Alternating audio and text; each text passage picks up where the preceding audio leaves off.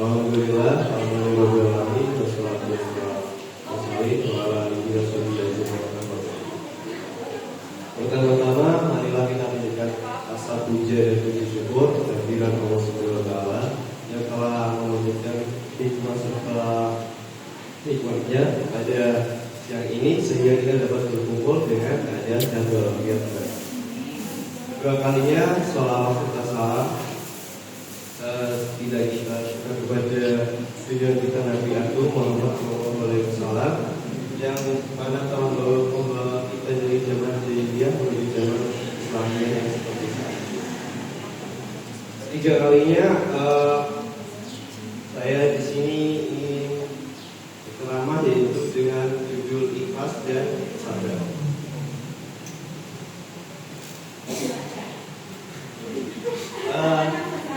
Kan sebelumnya kan Bapak udah menghidupi atau menginjak masa lansia. Nah, Bapak itu udah melewati masa-masa yang masa remaja, masa anak-anak, sampai masa yang dimana merawat cucu.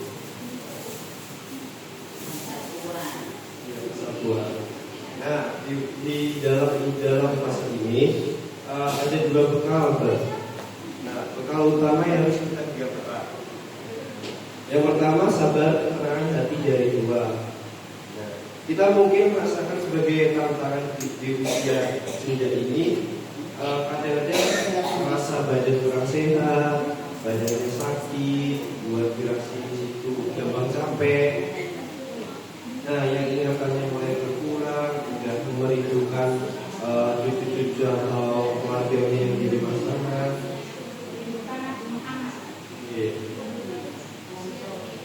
Namun di dalam itu Allah punya pahala buat kita. Nah, Allah Subhanahu wa Ta'ala berfirman, wahai orang-orang yang beriman, mohonlah pertolongan kepada Allah dengan sabar dan sholat. Sungguh Allah suka orang-orang yang bersabar. Nah, ada juga sabar dalam ketaatan dan sabar dalam ketaatan yaitu kayak bersabar dalam menjaga sholat, berzikir, membaca sholawat, serta apabila kalau kita lagi sakit ya, misal badannya gak enak tapi pengen ngelakuin sholat, kita bakalan berusaha banget. Walaupun sakit, itu pahalanya malah dilipat gandakan. Selanjutnya ada sabar dalam ujian fisik. Nah, mungkin dari beberapa bulan yang udah ngerasa fisiknya udah nggak fit, ada yang sakit, ada yang ngerasa kurang enak. Mungkin itu adalah dosa-dosa dari masa lalu kita. Jadi di masa sekarang jadi perguguran. Selanjutnya ada sabar dalam menjalani takdir juga. Sabar menerima bahwa sekarang kita berada di panti, anggaplah sesama pengurus panti, staf panti, perawat panti, serta bawahannya itu adalah keluarga yang sangat rukun, bahagia. Yang kedua ada ikhlas. Baik ikhlas adalah kebaikan yang tidak sia-sia setelah sabar. Nah, pasangan yang terbaik ikhlas adalah sabar.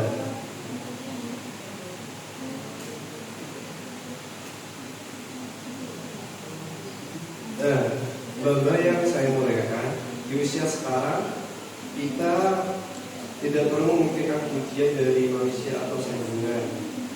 Tidak ada lagi perlombaan, tidak ada lagi persaingan duniawi. Yang kita butuhkan hanya satu, amal yang ikhlas.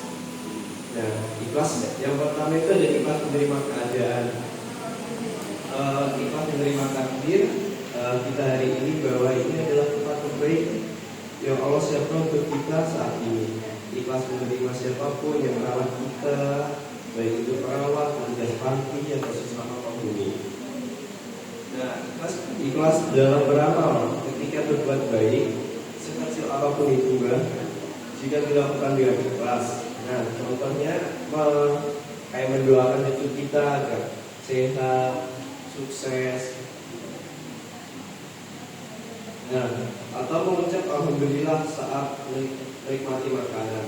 Nah, kebaikan yang ikhlas seberat biji zarah pun tidak akan pernah hilang. Allah berfirman juga, dan mereka tidak disuruh kecuali supaya menyembah Allah dengan memurnikan ketaatannya kepadanya dalam menjalankan agama dan dengan lurus. Nah, ikhlas menjadikan hati kita ringan, Mbak.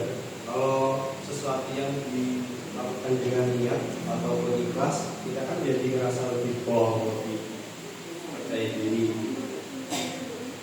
Nah, kita tidak lagi terbebani oleh harapan kepada manusia karena sandaran kita hanya kepada Allah yang Maha Agung.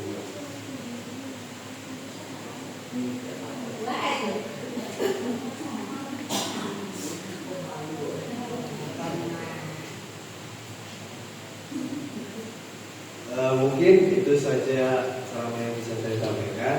Akhirul kalam, jika ada